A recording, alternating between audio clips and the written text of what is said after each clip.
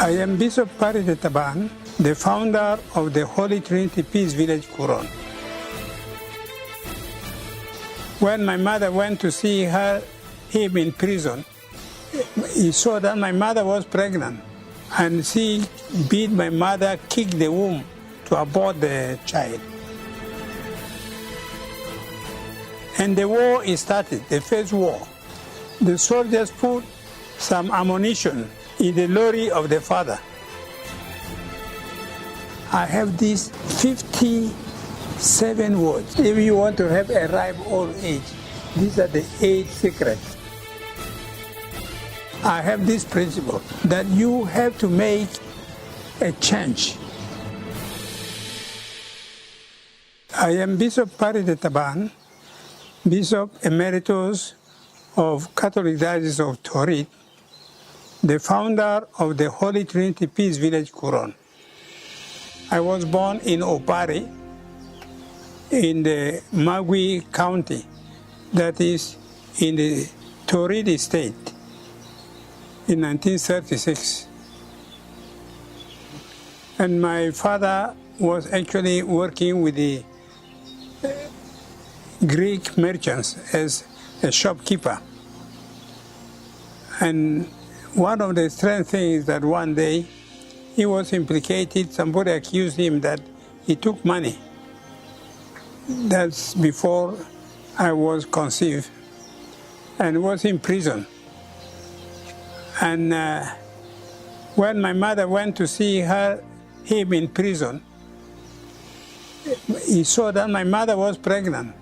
He thought that I was the child of someone. And she beat my mother, kicked the womb to abort the child. My mother prayed very hard, God, don't let the child to be aborted, because to prove that I have not done anything wrong, God help. And I was not aborted. And when I was born, I was exactly like my father. The picture exactly of my father. Today, if you see me, you think that my father is still alive. And from that time, my father began respecting my mother. And because he found that he was mistaken. Then my father was with other group in 1940, were sent to Katire to open a sawmill during the colonial time. The British brought people from all over Sudan, from Kosti to Nimule. Families were brought to open a new sawmill in Katire. Katire is about 36 miles eastern of Paride, in Imotong Mountains. And that was the first sawmill in the south during colonial time. And there, we who grew there, from all parts of Sudan, Muslim, Christian, of all denominations, there was no church. The priest had to come either from Paride or from other parts to pray there. And we who grew there went to any religion when we were young. We respected all. We never knew what is called tribalism. And tribalism is one of the worst things which destroy the South Sudan, because they divide and rule. So we who grew there young, we never knew tribalism. So when I finished my primary school in Katire, we were taken to lower mission school. We found that even the people of my tribe called me a foreigner. They called me a foreigner. So that's why I want to tell you now of this.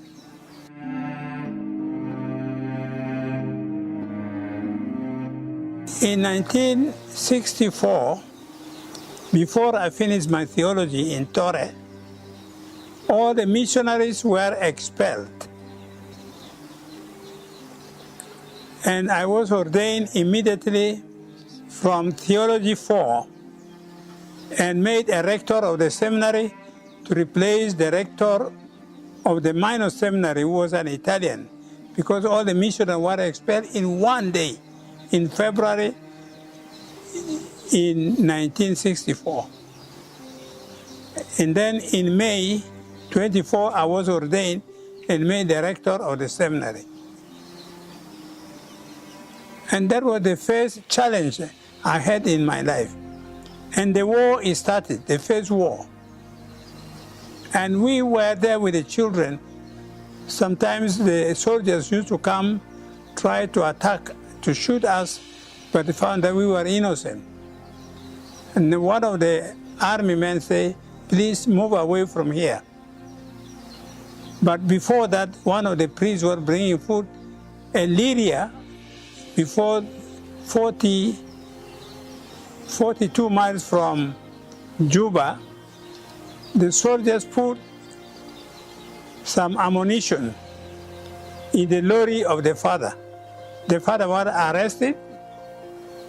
The father and myself were supposed to be killed. And we were in prison in Juba. And the war by then started in the year 1965. Many intellectuals were killed in Juba. And many other people flee as refugees in Uganda and Kenya and so on. But we were in prison here. Then we had to call Abel Alier, who was an advocate in Khartoum. Abel Alier one day became the president after the signing of the peace in 1972. So, as an advocate, what did he do? He asked the government to bring all the ammunition that they got in the car of the father. And they brought without shame. And to bring even all the uniform that were in the car of the father. They brought. When he studied, he found that because Nimeri was a socialist, his bullets were made in Russia. And for the Republic of Sudan. And all were written. And he asked, are there bullets stolen from the store of the government? Say no. And the uniform were all having the number of the Sudan army. Say, and the uniform, were they stolen? Say no. Say these are all the property of government of Sudan. So then we were released from the prison, and we remained with the people from 1965 until 1972, when Addis Ababa Agreement was signed. So until Addis Ababa Agreement, we remained in the country serving the people, traveling in the whole Equatoria. 1965 to 69, there were only 3 priests in Juba. The rest had to flee for their life. And one day we wanted to get some priests back. Some missionaries say, you are getting the priests back. What about the priests who were killed? Have you solved their problem? We said that, well, I don't know. Why is the Pope now in Rome? Have they solved the problem of St. Peter and Paul and the martyrs were killed in Rome? We are here because of the people. Those cases we cannot solve. So we remained until, as I say, peace came in 1972. Then after that, we started life again. And another war started again from 1983. Then I was made the Bishop of Paride. By then, in this war, many lives have been lost. And I have to found a new Sudan Council of Churches with the Bishop of Bor, Bishop Natalian Garan, an Anglican, to serve the people. The new Sudan Council of Churches became the hope of the people, because the government was fighting, the rebels have no food, so we had to serve the people in the area where the people are displaced, like in the countryside, in the area of SPLA, we had to start serving the people. But everyday bombardment. You see that sometimes I go to bomb shelter while the bombs are falling and calling BBC, telling to BBC how people are bombed and how many people are bombed. Sometimes the BBC asks, Bishop Taban, are you with the SPLA? I say no. The SPLA are here with me, but I'm not with them. They are with me. They joined me. I didn't join them. I'm not a rebel. So those are some of the stories. In 1988, the road was closed. I came from Rome. I found people were dying in Paride in massive grave, people buried every day. I have to struggle as the government to send a convoy, and I traveled in that convoy with the relief food of nearly 100 vehicles. And the SPL, of course, were very angry. They were bombarding all these vehicles. 84 miles, we made it in more than 1 month. 84 miles. We started on the 31st of May and arrived Paride on the 1st of July. And many of the vehicles were destroyed on the way, and many people were killed. I was burying people every day on the way. And the SPL radio was saying that I was among those killed, but I arrived alive. And I found people were being killed. The bombs were there, both from the government and from the SPLA, sometimes shelling.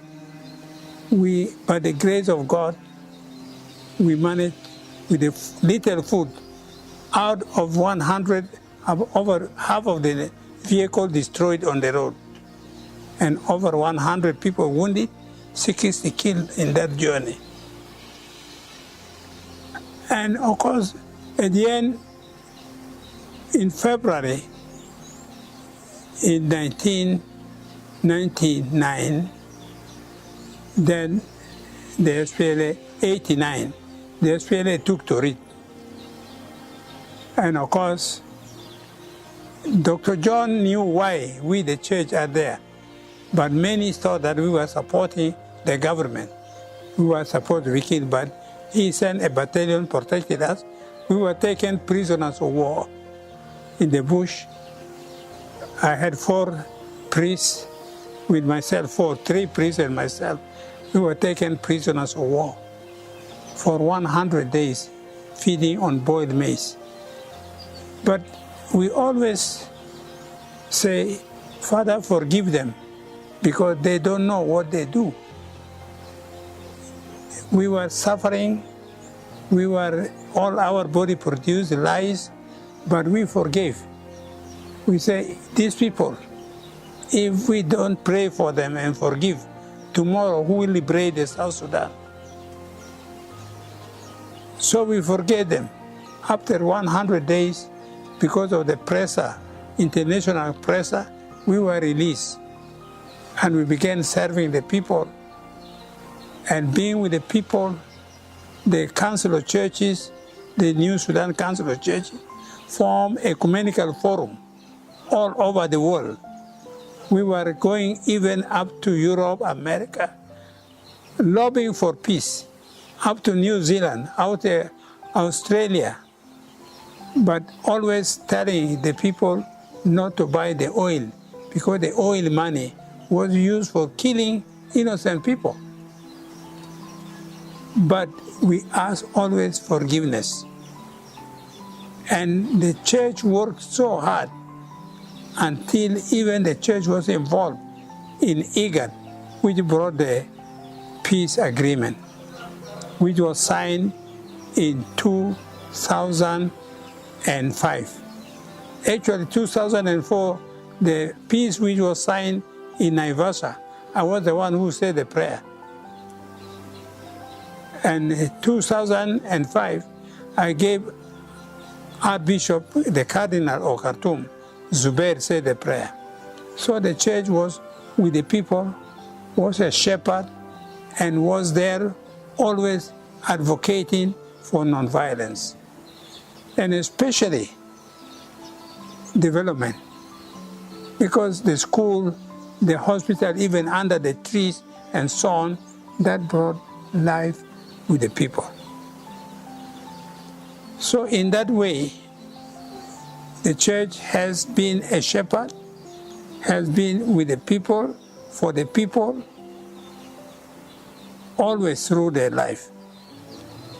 And of course, in 2004, I decided to retire from the administration of the Diocese of Paride to start the Peace Village, because I said we need peace. We need that the people of South Sudan forgive each other and find a small peace village like in Navasalam in Israel. Because I went there twice.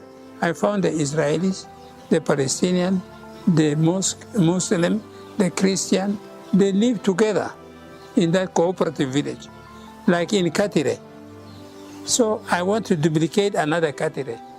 I want to duplicate another Navasalam in South Sudan, where to bring community to learn to live together, to live this way of tribalism, because that will cause people to continue fighting. So that's how I retired 7 years before my age of retirement. So we, the Catholic bishops, retire at the age of 75. But I retired 7 years before my age of retirement in order to find a peace village. In order that in Narus, where I had my new headquarters, when Paride was taken by the government of Khartoum, I had a school of children from 24 different tribes. And most were living under bomb shelter. When the plane bombed, they go underground. I made bomb shelter which could accommodate 1,000 children. But when the plane goes, they learn. And these 24 different tribes, some are now the peacemakers, because the 24 different tribes live together as brothers and sisters. They love each other. They don't call themselves by tribe. They call themselves South Sudanese or Sudanese. So this is what I found it now in Quran, where we bring different tribes who have conflict between each other, who call themselves enemy, to turn that they call themselves brothers. They call themselves sisters. They forgive each other. They are cattle raiders. But when they raid cattle, we made a community police to return the cattle of the other group. And if the other also raid, they return the other. So that is how the Quran Peace Village. Now we want to make it a peace academy, because I cannot spread that village everywhere in South Sudan. People have to come there and learn to go and live together. So it is going to be a place for learning to forget differences, because we as human beings, we are all sons and daughters of one Father in heaven, of Abraham, of Adam, and we are all the images of God. So that is, I want to tell you that I was a good hunter. I had a shotgun before the war. I had small gun for small animal, and I have also, because there were many animals like elephants, I had also 375 Magnum for elephant. When the war started, I destroyed all those guns, because I don't like that those guns can be used by somebody to kill a Sudanese, a South Sudanese. I destroyed it. And so this is what I want to say. We want now, it is an exemplar. I got many awards from UN in Geneva from Ban Ki-moon, and I got an award from the Archbishop of Canterbury. And in May 16, I got from Netherlands Kingdom. I got from Roosevelt Ford's Foundation award for what? Worship. Most of the award is for respecting all type of religion in the world. The pictures are here, you can see. If you want to have a ripe old age, these are the 8 secrets. Eat less, chew more. Drink less, breathe more. Preach less, talk less, act more.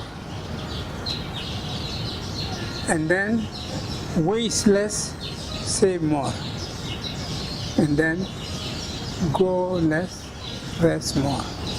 Frown less, smile more. When you smile towards a person, you enlighten that person. You have to smile more in order to give hope for this person. And you will see even a child, when he smiles, he begins to smile immediately. And that's the same, my talk with the children is a smile. If then you are weeping, then we have lost hope. We want you not to weep. Love is the best weapon that we have in this world. And to say, I am wrong, I am sorry, is not cowardice.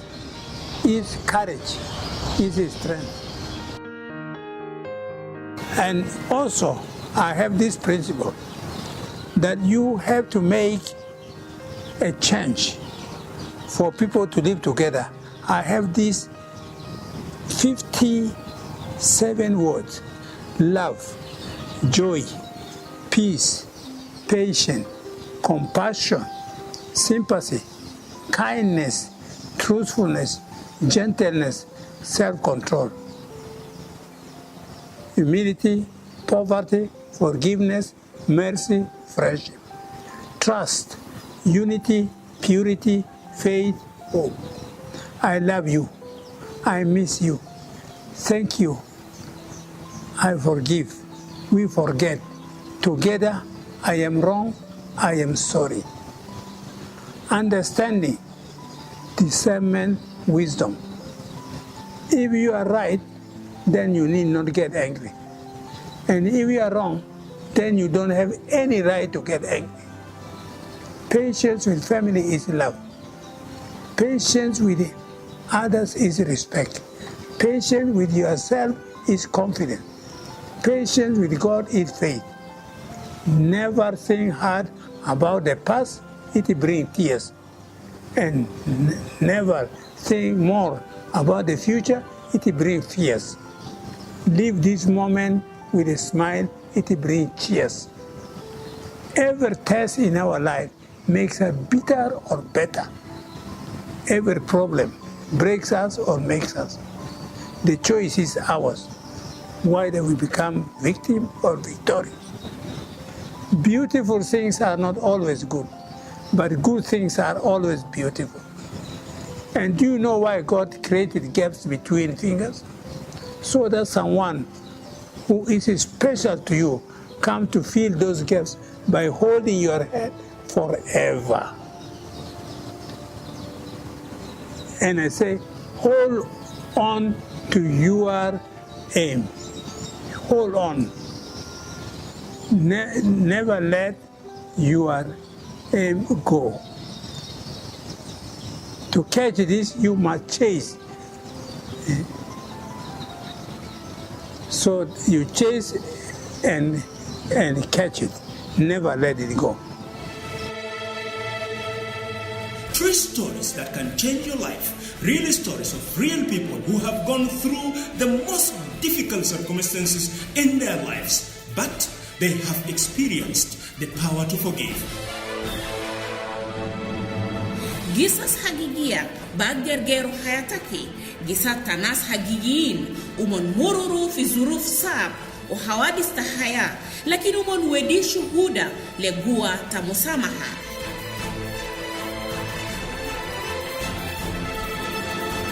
If you'd like to get a free copy of the book and audio device, Power to Forgive, you can call this toll-free number, 2222. Call now and get your free copy.